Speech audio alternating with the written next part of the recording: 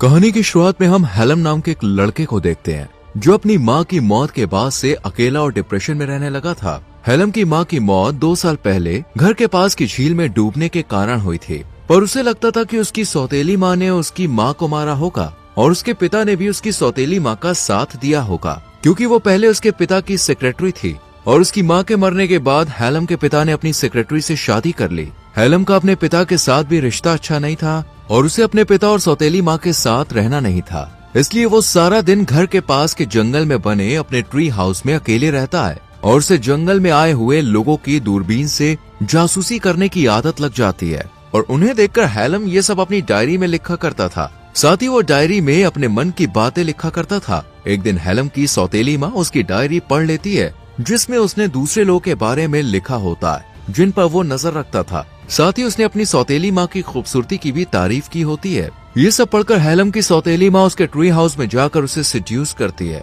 हेलम भी खुद को रोक नहीं पाता और दोनों क्लोज हो जाते हैं, जिसके बाद हेलम की सौतेली माँ उसे ब्लैकमेल करके उसे दूसरे शहर भेज देती है ताकि हेलम अपने पिता को उसके खिलाफ भड़काकर उनके बीच दूरी पैदा न कर पाए। इसके बाद हेलम अकेले एक अनजान शहर में आ जाता है, पर उसके पास ना तो कोई खाने का ठिकाना था और न ही उसके पास पैसा था। साथ ही हेलम के पास न ही रहने के लिए कोई जगह होती है, इसलिए उसे एक बिल्डिंग की छत पर खाली पेट रात गुजारनी पड़ती है। अगली सुबह हेलम को सड़क पर एक महिला दिखती है जिसका नाम केट होता है। केट हेलम की मरी हुई माँ से काफी मिलती जुलती है। उसका चेहरा देखकर हेलम को तो पहली नजर में लगता है कि ये तो उसकी माँ है। हेलम केट का पीछा करता है और उसे एक होटल में जाते हुए देखता है। उसके पीछे हेलम भी चला जाता है और उसे पता चलता है कि केट होटल में मैनेजर है। हेलम केट के पास आता है और उससे पूछता है क्या यहाँ पर कोई काम मिलेगा। इस पर केट उससे कुछ सवाल जवाब करने के बाद होटल के किचन में काम में रख लेती है।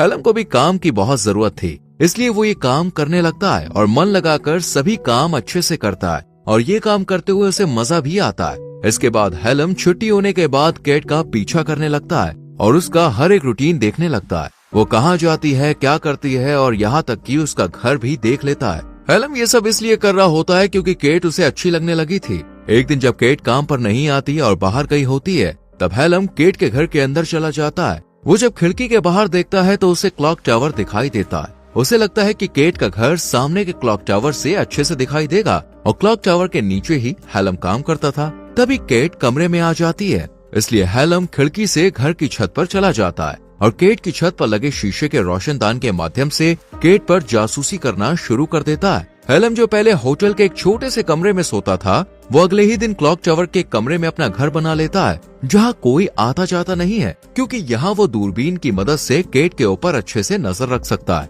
इसके बाद से हेलम रोज केट के कमरे में दूरबीन की मदद से झांकता रहता है और उसे डांस करते हुए और काम करते हुए देखता है। एक दिन जब हेलम क्लॉक टावर से केट पर नजर रख रहा होता है, तब वो देखता है कि केट के घर पे उसके होटल का सीनियर आया है। अब वो दोनों मस्ती कर रहे होते हैं। अगले दिन जब हेलम क्लॉक टावर पर जाने के लिए सीढ़ियों का इस्तेमाल कर रहा होता है, तब वही होटल का सीनियर जो कल रात केट के साथ था, उसे रोककर गुस्से में कहता है ऊपर तुम नहीं जा सकते, वहाँ सिर्फ सीनियर स्टाफ ही जा सकते हैं। इसके बाद जब हेलम किचन में काम कर रहा होता है, तब उसके पास केट आती है और पूछती है तुम्हें ये काम कैसा लग रहा है। इस पर हेलम कहता है कि वो अपने काम को एंजॉय कर रहा है। ये सुनकर केट को भी अच्छा लगता है। रात में जब हेलम केट को देखने के लिए उसके घर की छत पर होता है और रोशनदान से केट को देख रहा होता है, तब वो देखता है कि केट वहाँ अपने सीनियर के साथ है। हेलम छुपकर उन्हें देखता है और उनकी बातचीत से उसे पता चलता है कि उसका सीनियर शादीशुदा है और उसके 2 बच्चे भी हैं, यानी कि उसका और केट का अफेयर चल रहा है। ये जानकर हेलम को बहुत बुरा लगता है। इसके बाद हेलम क्लॉक टावर में आ जाता है जहाँ वो सबसे छुप कर रहता है। केट और अपने सीनियर को देखकर उसे अपनी माँ की याद आ जाती है। उसे लगता है कि उसके पिता और सौतेली माँ का बहुत पहले से अफेयर चल रहा था। जब उसकी माँ को इसके बारे में पता चला तो वो सौतेली माँ से मिलने गई होगी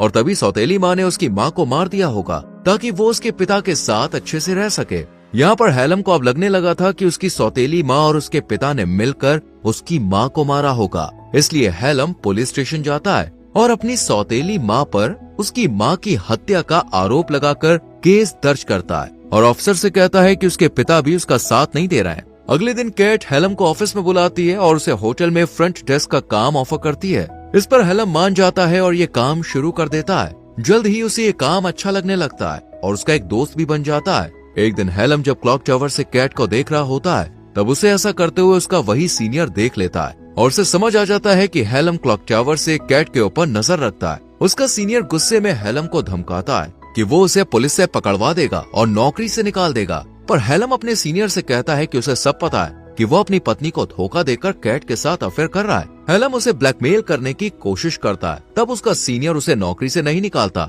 और दोनों अपनी बातें सीक्रेट रखने का फैसला करते हैं। अगले दिन हेलम जब काम पर होता है तब कैट उसके पास आकर उसे बर्थडे विश करती है, क्योंकि आज हेलम 19 साल का हो गया होता है। ये बात उसके कोवर्कर दोस्त को भी पता चल जाती है और वो उससे पार्टी मांगता है। इस पर कैट भी हेलम को बर्थडे सेलिब्रेट करने को कहती है और वो लोग आज रात बार में जाने का प्लान बनाते हैं। रात में हेलम, उसका कोवर्कर दोस्त और कैट बार में होते हैं और वो ड्रिंक करने लगते हैं। हेलम का दोस्त काफी ज्यादा पी लेता है, इसलिए वो घर चला जाता है, जबकि हेलम और केट और भी ड्रिंक करने लगते हैं और बात करने लगते हैं। उन्हें ड्रिंक करते हुए काफी देर हो जाती है, इसलिए केट हेलम को अपने घर ले आती है। केट नशे में होती है और बातों ही बातों में हेलम के करीब आने की कोशिश करती है, पर हेलम इसके लिए तैयार नहीं होता।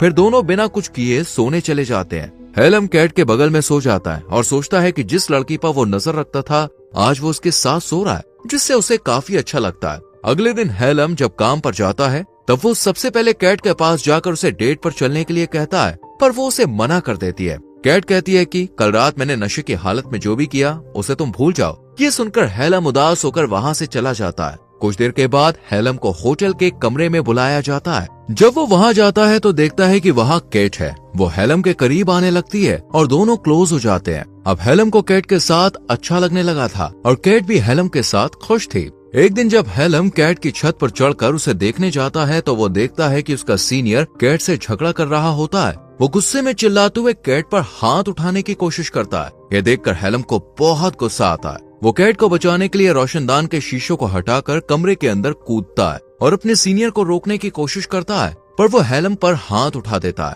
और कैट को हेलम के बारे में बता देता है। वो कहता है ये रोज क्लॉक टावर पर तुम्हारे घर की छत पर चढ़कर तुम पर नजर रखता था। ये सुनकर पहले तो कैट अपने सीनियर को वहाँ से जाने के लिए कहती है। उसके जाने के बाद वो हेलम से पूछती है, क्या तुम मुझ पर नजर रखते थे और ये सब कब से चल रहा था? इस पर हेलम कहता है, जब से मैंने तुम्हें देखा था तब से मैं तुम पर नजर रख रहा था, पर इसके पीछे एक वजह है। ये बात सुनकर कैट गुस्सा हो जाती है और उसकी कोई बात नहीं सुनती। वो उसे वहाँ से चले जाने के लिए कहती है और साथ ही में उसे काम से निकाल देती है।